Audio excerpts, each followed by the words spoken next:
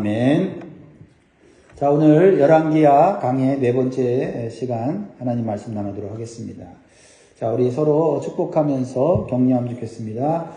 잘 오셨습니다. 당신의 기도는 반드시 응답됩니다. 인사하겠습니다.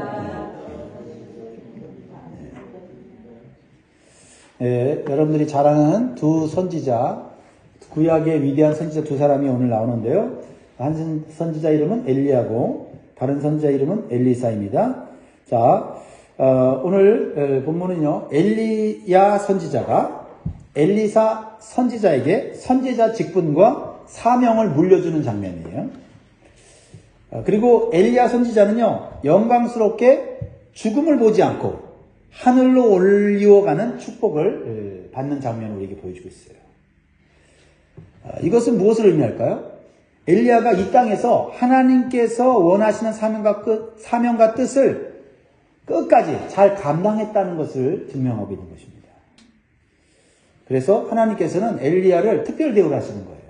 죽음을 보지 않고 하늘로 그대로 데려가시는 것입니다.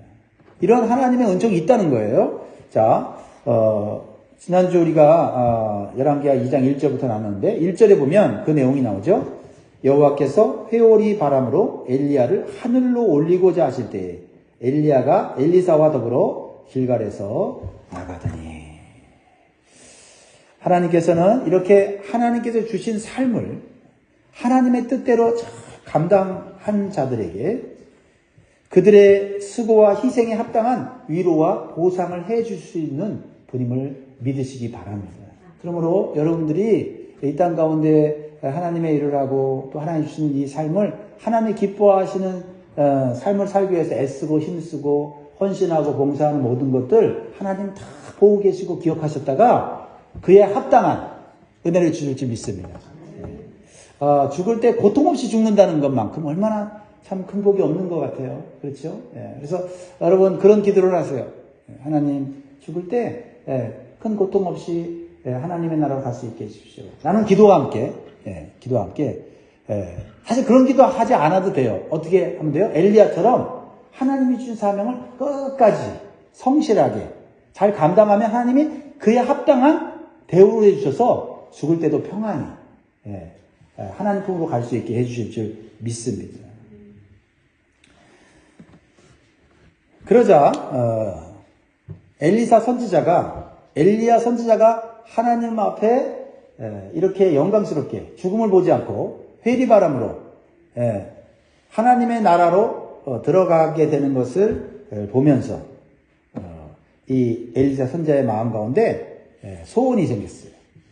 마음에 열정이 생겼어요. 뭐예요? 나도 엘리야 선지자처럼 살고 싶다라는 거예요. 그래서 엘리야 선지자의 삶과 사역을 본받고 싶은 마음이 들어요. 그래서 엘리야 선지자가 엘리사 선지자 보고 이제 나 그만 따라오라고 얘기를 자꾸 하는데도 엘리사 선지자는 어떻게 해요? 아닙니다. 나는 끝까지 당신의 삶을 따라가겠습니다. 당신이 살아왔던 그 삶을 본받겠습니다 하면서 계속 따라가고 있는 거예요. 그래서 결국 엘리야 선지자의 후계자가 되어서 하나님의 뜻과 사명을 감당하는 아름다운 하나님의 사람이 되었습니다. 그래서 이 두 선지자는 이스라엘 역사상 가장 많은 능력과 기적을 보여주고 북이스라엘의 영적인 보호자로서의 칭호와 존경을 받는 인물이 되었다라는 것입니다.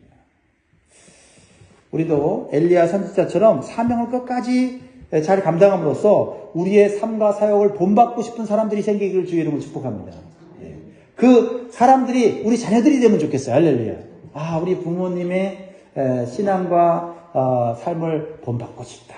그러면 내 인생은 성공한 거예요. 그렇죠? 대단한 재물을 갖지 않았어도, 대단한 사회적 지위를 가지 않았어도 우리 자녀들이 우리 어머니처럼, 우리 아버지처럼 살면 좋겠다. 저렇게 살아야지 하고 그 길을 따라가는 인생이라면 잘 사는 인생인 줄 믿습니다.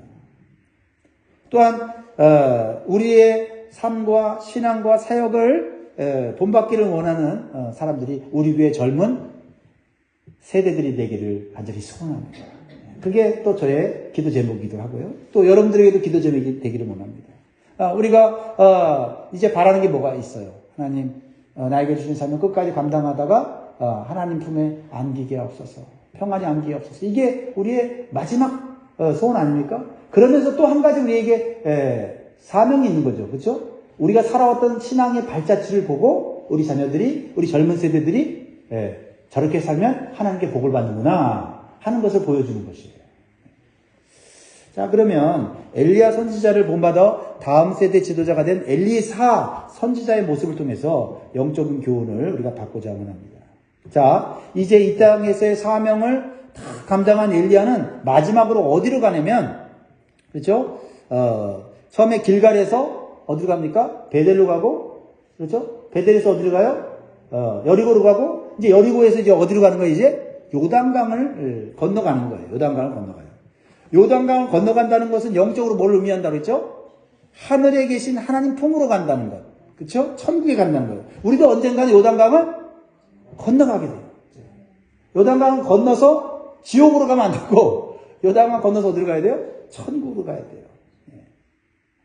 예수 그리스도를 믿는 믿음을 여러분 가졌다면 하나님께서 여러분을 영원한 천국으로 불러주실 줄 믿습니다. 그래서 찬송가 606장에 보면 며칠 후 요단강 건너가 만나리. 며칠 후 요단강 건너가 만나리. 해보다 더 밝은 저 천국 믿음만 가지고 가겠네. 믿는 자 위하여 있을 곳 우이주 예비해 두셨네. 우리 인생의 마지막이 요단강 건너 하나님 품인 천국이 되기를 주의 이름으로 축복합니다. 그런데 여러분 이 엘리야와 엘리사가 요단강을 어떻게 건너가고 있습니까? 엘리야가요 자신의 겉옷을 벗어요. 그리고는 그 겉옷으로 요단강을 팍 칩니다. 믿음으로 치는 거죠. 그러니까 놀라운 기적이 일어나요. 요단강이 쫙 이리저리 갈라지는 거예요. 그리고 엘리사와 엘리야는요 요단강을 함께 걸어가는 겁니다. 8절 보세요. 엘리야가 겉옷을 가지고 말아 물을 치매 물이 이리저리 갈라지고 두 사람이 마른 땅 위로 건너더라. 여러분 요단강을 건너가는 것은 사람의 힘으로 건너가는 게 아닙니다. 천국에 가는 것은 사람의 힘으로 가는 게 아니에요. 여러분 믿음으로 가는 줄 믿습니다. 믿음으로만 가는 거예요. 엘리야는 믿음의 사람이에요. 믿음의 사람. 아무도 하나님을 믿지 않고 우상을 숭배할 때 엘리야는 혼자서 하나님에 대한 믿음을 잃지 않고 그 믿음을 모든 사람들에게 보여준 사람이에요. 그렇죠? 그래서 바알과 아세라 선지자 850명과 믿음의 대결을 한 거 아니에요. 그렇죠? 믿음의 대결을 했죠. 어디서요? 갈멜 산상에서 믿음의 대결을 해요. 누가 믿는 신이 참신이냐. 그렇죠? 그래서 비록 자신은 혼자지만 내가 믿는 하나님이 참신이기에 이 엘리야는요 흔들리지 않았다는 거죠. 여러분 우리가 진짜 하나님 만나면요 나 혼자 하나님을 믿어도 당당하고요 세상에 무릎 꿇지 않아요. 왜요? 참 하나님 만났으니까. 생명의 주인이신 하나님 만나면요 우리는 두려워할 필요가 없어요. 세상과 타협하지 않습니다. 세상에 무릎 꿇지 않는 거예요. 여러분 복 받았어요. 참 하나님 만났죠. 참 구세주인 예수 그리스도를 우리는 만났잖아요. 그래서 이 엘리야는요 믿음으로 살았어요. 이 겉옷으로 요단강을 쳤다는 것은 믿음으로 한 거예요. 믿음으로. 자신의 힘으로 한 게 아니라 하나님이 있는 믿음으로 요단강을 쳤더니 쫙 갈라져서 엘리사와 함께 건너는 거죠. 뭘 보여주는 거예요? 내가 하나님 믿는 믿음을 가졌다는 것을 누구에게 보여줘요? 후계자가 될 엘리사에게 보여주는 거예요. 여러분 우리의 믿음은요 나도 구원하지만 내 믿음이 강하면 그 믿음이 다른 사람에게도 보여지고 그 사람에게도 그 믿음에 영향력이 있는 줄 믿습니다. 그렇게 살아야죠. 간신히 그냥 구원받는 믿음, 간신히 교회에 나오는 믿음이 아니라 믿음이 강해서 내 믿음을 통해서 다른 사람들이 예수 믿고 싶고 그 사람이 교회에 나와서 나처럼 하나님의 사명 감당하고 싶고 그런 믿음이어야 되지 말이죠. 그렇죠? 나도 구원 받을지 말지 모르는 믿음으로 쓰면 어떻게 되겠습니까? 오늘 수협에 오신 여러분들은 나도 살고 다른 사람도 살리는 믿음이 있는 줄 믿습니다. 자, 이제 엘리야는요 요단강을 건넌 후에 자신의 후계자가 될 엘리사에게 마지막으로 축복하고 싶어서 묻습니다. 엘리사는 이 엘리야가 마지막으로 얘기해라 내가 들어주겠다 이렇게 얘기를 했을 때 뭐라고 무엇을 달라고 합니까? 9절 보세요. 건너매 엘리야가 엘리사에게 이르되 나를 네게서 데려감을 당하기 전에 내가 네게 어떻게 할지를 구하라. 엘리사가 이르되 당신의 성령이 하시는 역사가 갑절이나 내게 있게 하소서 하는지라. 여러분, 기도도 잘해야 돼요. 기도도 제목이 좋아야 돼요. 기도도 하나님이 원하시는 기도를 할 때 기도 응답이 잘 되고, 우리가 구하지 않은 것까지 더 주시는 점이 있습니다. 이 솔로몬이 왕이 됐을 때 초창기에 그랬다니까요. 하나님이 솔로몬에게 꿈에 나타나셔서 내가 무엇을 줄고 하니까 솔로몬이 필요한 거 구할 수 있었는데 솔로몬은 하나님의 마음에 합한 것을 구했다는 거예요. 하나님 나에게 뭘 달라고요?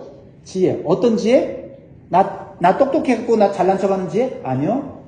하나님의 백성을 잘 다스릴 수 있는 지혜를 달라는 거예요. 나를 위한 지혜를 달라는 거 아니라 하나님의 사명을 잘 감당할 수 있는 지혜를 달라고 하니까 하나님이 구하지도 않은 부와 명예와 권세도 주셨다 이 말이에요. 그냥 기도도 잘해야 돼요. 이왕이면 하나님의 뜻대로 기도할 수 있기를 주의 이름으로 축복합니다. 근데 엘리사가 하는 간구는 하나님께서 기뻐하시는 거였어요. 뭐예요? 엘리야에게 이렇게 말해요. 당신에게 임했던 성령의 능력이 갑절이나 있기를 원합니다. 라고 하는 거예요. 이것은 엘리야 선지자가 사명을 감당하기 위해서 받았던 그런 능력을 원한다는 거예요. 갑절을 원한다는 것은 이거는 엘리야 선지자가 행했던 능력보다 어떤 기적보다 2배나 하기를 원합니다라고 하는 그런 뜻은 아니에요. 그래서 갑절이나 원한다는 더블 포션이라고 하는 것은 이것은 이스라엘 나라 율법에 보면은 장자에게는 부모의 재산에 다른 자식들보다 장자는 2배를 받았어요. 2배를. 그러니까 내가 장자로서 갑절의 능력을 받고 싶다라는 것은 바로 엘리야 선지자의 삶과 사명을 그대로 이어받고 싶다고 하는 그런 간절한 소원인 거예요. 엘리사 선지자는 자신의 부와 명예를 구하지 않았어요. 엘리야처럼 하나님께서 사용하시는 하나님의 사람이 되기를 원한 거예요. 순수하게 구한 겁니다. 이것은 육적인 욕심이 아니라 영적인 욕심이었어요.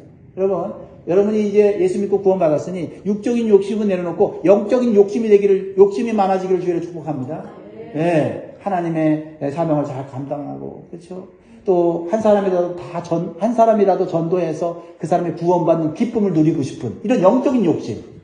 네, 그런 영적인 욕심으로 살다가 좀 앞으로 가시기를 주의로 축복합니다. 네. 사실 엘리야처럼 하나님께 쓰임 받는다는 것은 결코 쉬운 일이 아니에요. 엘리야가 감당했던 그 하나님의 사명은요 결코 쉬운 것이 아니었어요.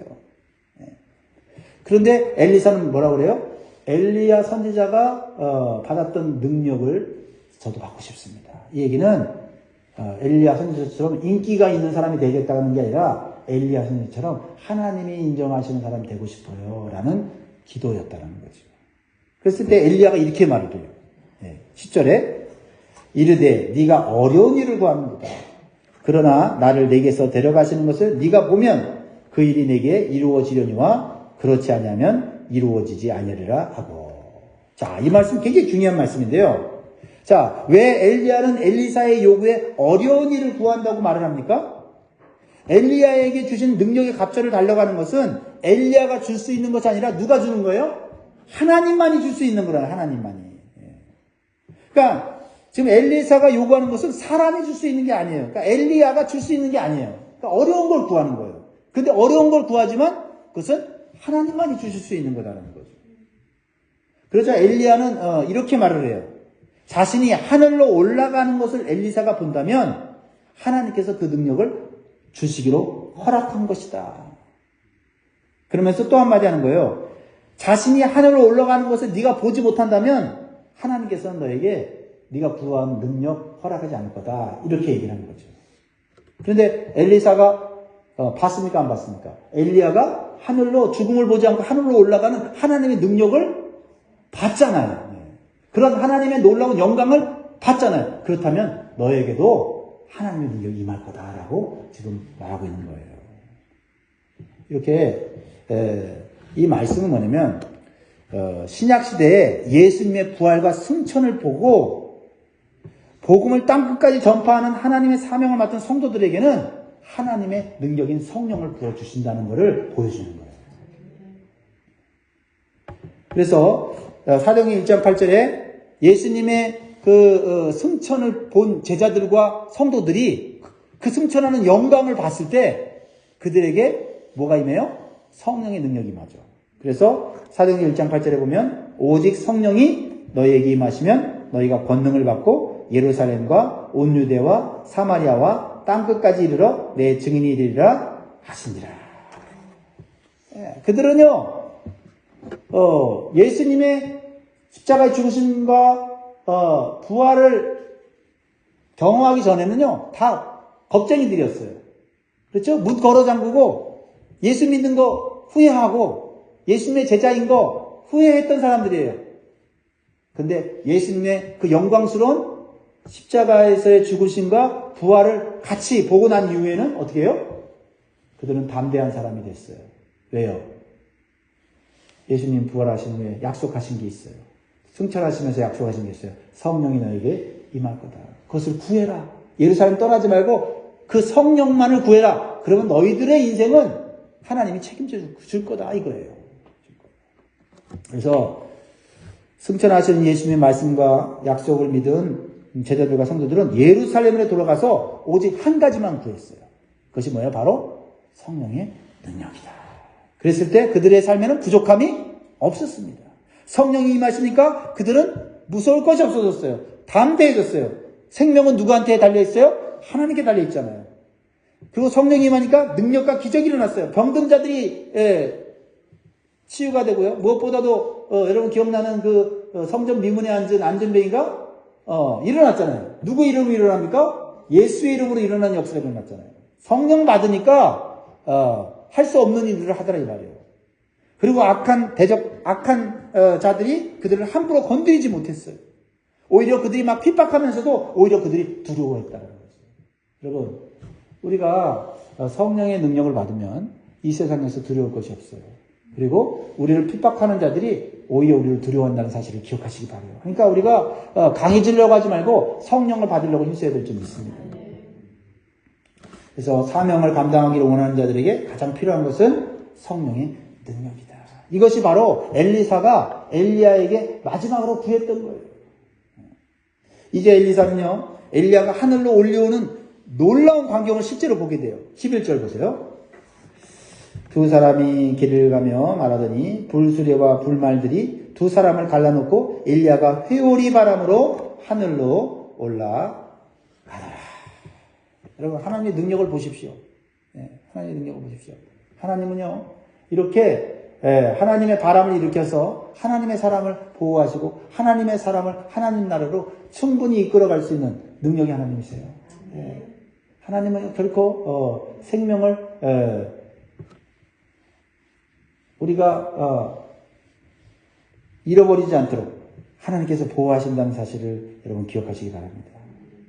이것은 신약시대에 첫 열매로 부활하시고 하늘로 승천하시는 예수님을 예표하는 거고요. 더 나아가 구원받은 성도들이 마지막 날에 부활할 것을 보여주는 그림인 거예요.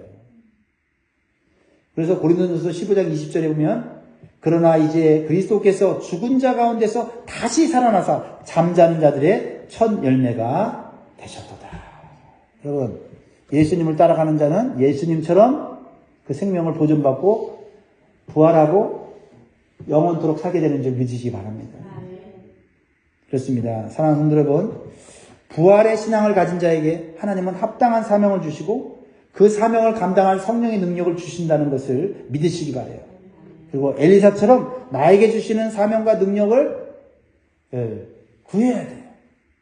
이것이 가장 가치 있고 보람 있는 인생을 살게 해주는 것입니다. 자, 이제 엘리야가 죽음을 보지 않고 하늘로 올라간 것을 본 엘리사는 이렇게 외칩니다.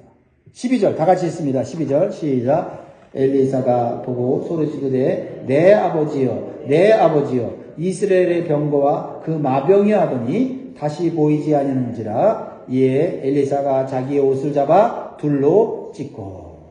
자, 엘리야가 영광스럽게 하늘로 올라가는 것을 보았어요. 그랬을 때 이 엘리야를 향하여 두 가지 호칭을 부르는 것을 보게 되죠. 첫 번째는 뭐예요? 그럽니다. 내 아버지여, 내 아버지여.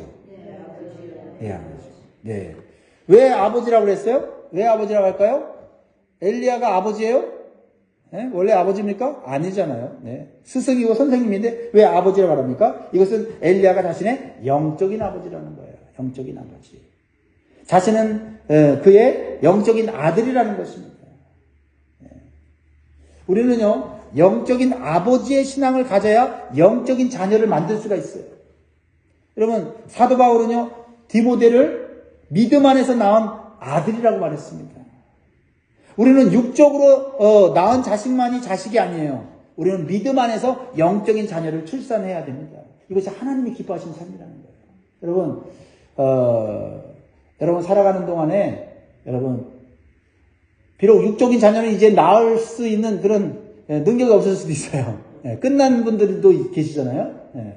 그러나 중요한 것은 영적인 자녀는 죽을 때까지 나올 수 있다는 거죠. 이것이 하나님이 기뻐하시는 거예요. 그래서 여러분 소원하시기 바라요. 엘리야처럼 이렇게 영적인 자녀를 낳아서 아버지라고 부르는 그러한 영적인 믿음의 사람들이 여러분에게 있기를 주의 이름으로 축복합니다. 이것이 하나님이 기뻐하시는 삶이다라는 거예요. 자, 여러분에게 영적인 자녀가 몇 명 있습니까? 한번 카운트해 보시고요. 없다면, 또 몇 사람 없다면 올해 영적인 자녀를 여러분 만드시기 바라요. 두 번째, 이스라엘의 병거와 그 마병이여라고 엘리야를 불렀습니다. 이것은 무엇을 의미하냐면 이스라엘 나라를 보호하는 강력한 군사력이라고 하는 거예요. 엘리야를 이스라엘 나라를 보호하는 강력한 군사력이다 말하고 있는 거예요. 그 당시에 가장 강력한 무기는 뭐냐면 병거와 마병입니다. 오늘날이야 뭐 탱크, 전차 뭐 이런 거지만 그 당시에는 병거와 마병이에요. 그런데 이 엘리야를 이스라엘 병거와 마병이라고 부르는 것은 눈에 보이는 군사력을 말하는 게 아니에요. 바로 하나님께서 이스라엘 나라를 보호하시는 군사력이라는 뜻이에요. 하나님이 함께 하시는 사람은 한 나라를 보호할 수 있는 그런 능력을 갖게 해주신다는 거예요. 하나님을 온전히 의지하고 신뢰했던 엘리야는요, 한 나라를 보호하고 지킬 수 있는 영적인 능력을 하나님이 허락하셨다는 거예요. 여러분, 그래서 이스라엘의 병거와 마병이라고 지금 호칭을 받고 있는 거예요. 여러분, 우리가 별 볼 일 없어요. 근데 우리가 하나님 앞에 정말 충성되고 신실한 사람이 되면 우리 한 사람을 통해서 한 민족, 한 나라를 하나님께서 보호하게 하신다는 거예요. 실제적으로 여러분 열왕기상에 보면 엘리야는 자신의 집을 둘러싼 수많은 아람 군대가 왔을 때 영적인 눈이 열렸어요. 그렇죠? 그 엘리야의 종이 창문 밖을 열어보니까 수많은 아람 군대가 왔을 때 두려워 떨었습니다. 그러니까 엘리야가 뭐라고 합니까? 하나님, 저 종의 눈을 열어달라고 했어요. 그러니까 그 종의 눈이 열렸습니다. 뭘 봅니까? 불말과 불병거. 하늘의 천군 천사들이 불말과 불병거를 타고서 그 엘리야의 집을 보호하고 있었다는 거예요. 그러니까 수많은 아람 군대가 공격하지 못하는 거예요. 그 한 사람을 당해내지 못하는 거예요. 여러분, 여러분의 가정을 지키는 것은 가장이 지키는 게 아니에요. 부모가 지키는 게 아닙니다. 하나님을 의지하고 신뢰하는 사람이 있을 때 하나님이 그 가정을 지켜주는 줄 믿습니다. 여러분으로 인해서 하나님께서 여러분의 가정을 또 우리 교회를 이 나라를 지켜주시기를 주의 이름으로 축복합니다. 그런 호칭을 받은 거예요. 이스라엘의 병거와 마병이여라고 얘기한 거예요. 근데 엘리사도 그렇게 됐어요. 엘리사도. 그렇죠? 열왕기하를 쭉 읽어보면 엘리사도 한 나라를 혼자서 지키는 그런 역할을 하게 돼요. 그렇죠? 그래서 적군들이 쳐들어올 때 엘리사가 적군들이 어디로 쳐들어올지를 다 알아요. 그래서 왕한테 알려줘요. 왕이시여, 적군이 저쪽으로 옵니다. 이번에는 저쪽으로 옵니다. 하면서 가르쳐줘요. 그러니까 미리 준비해갖고 그 아람 군대로부터 보호를 하는 거예요. 여러분. 그래서 이 엘리사도요, 요아스 왕한테 어떤 칭호를 받냐면 이스라엘의 병거와 마병이라는 칭호를 받아요. 이게 엄청난 겁니다. 저는 오늘 이 말씀 묵상하면서 저는 참으로 마음에 큰 감동을 받아요. 나 별 볼 일 없는 사람이지만 내가 하나님 앞에 신실하고 충성된 자가 되면 하나님은 나를 통해서 우리 가정을 지키게 하십니다. 우리 가정에 병거와 마병이 되게 하십니다. 저희 아버님 뭐 지금 병들어서 이제 천국을 바라보고 계시지만은 우리 동생들이 계속해서 이제 카톡에 올리는 게 뭐냐면 아버지랑 만나서 이제 대화를 하면 할수록 감동을 받는다는 거예요. 오늘도 저희 아버님이 병원에 가서 한 번 더 체크업을 받았어요. 근데 체크업을 받았는데 더 결과가 안 좋게 나왔어. 아들로서는 좀 마음이 아픈데 담도암 말기인데 말기에서도 가장 안 좋은 말기라고 그러는 거예요. 마음이 좀 아프지만은 우리 동생들이 아버님을 이제 병원에 모시고 내려가면서 아버지가 또 요양하시는 힐링센터로 내려가면서 우리 동생들이 이제 카톡에 올렸어요. 나는 좀 슬퍼하고 좀 괴로워하는 그런 카톡을 올리면 어떡하나 했는데 우리 동생들이 뭐라고 하냐면 흔들리지 않는 믿음을 가진 아버지 때문에 오히려 위로받았어요. 형님 그러더라고. 천국에 대한 믿음이 확고하고 하나님 연장시켜주면 살고 하나님 빨리 데려가시면 가면 되지 라는 그 말에 흔들림이 없는 그 믿음에 오히려 우리 동생들이 힘을 얻었다는 거예요. 근데 바라기는 제가 바라고 싶은 거냐면 한 1년만 더 좀 사셔 주셨으면 좋겠다. 1년만. 그런 마음은 들어요. 그러나 하나님이 데려가시면 어쩔 수 없지만 제가 이번에 또 이제 아버님 이제 뵈러 가는데 건강한 모습으로 그래도 보고 오면 또 갑자기 돌아가시면 너무 좀 마음이 아플 것 같아요. 그래서 좀 더 사시다가 우리 딸들 결혼하는 것 좀 보고 그리고 그거 가시면 좋겠다. 이건 개인적인 소원이에요. 이렇게 같이 기도해 주시면 감사하겠고 그러나 믿음이 있는 아버지를 가진 것이 너무 자랑스럽고 위로가 됩니다. 위로가 돼요. 절망적이지는 않는 거죠. 왜? 돌아가셔도 가실 곳을 예배해 놓으셨어요. 영원한 하나님의 나라를 소유하셨다라는 거죠. 이게 바로 엘리야의 믿음 아니에요? 그렇죠?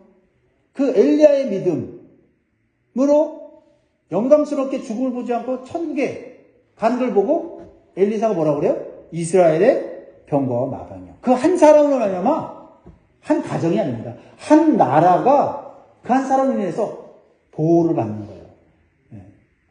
이러한 삶이 되겠다. 적어도 나는 한 가정의 가장으로서 하나님의 병거와 마병이 되면 좋겠고 더 나아가 우리 영광교회의 병거와 마병이 되면 좋겠고 더 나아가서 또 이 나라의 병거와 마병 중에 하나, 그죠? 하나가 되면 좋겠다. 이런 생각이 듭니다. 여러분에게도 그런 은혜가 있기를 주의 이름으로 축복합니다. 이제 엘리사는요, 요단강에 혼자 남았어요. 그러나 그에게 남은 것이 하나가 있었어요. 뭘까요? 그것은 엘리야가 남기고 간 겉옷이었다. 믿음의 사람들이 남기고 간 것은 뭐예요? 믿음의 유산이에요. 믿음의 유산. 재산이 아니에요. 이 엘리야가 남기고 간 것은 하나님의 능력을 행했던 겉옷. 그거 하나 남았어요. 그것을 엘리사가 가져요. 그 당시 겉옷은 신분과 능력을 의미합니다. 엘리야가 남기고 간 겉옷은요, 선지자 직분과 그의 능력을 상징하는 거예요. 그러자 엘리사는요, 자신의 옷을 두 갈래 찢어버려요. 자신의 옷을 찢어버려. 그렇죠? 그리고 엘리야의 겉옷을 자신의 것으로 소유하고 이제 입고 다니는 거예요. 그리고 엘리사는 엘리야의 겉옷으로 똑같이 능력을 행하는 그런 삶을 살게 돼요.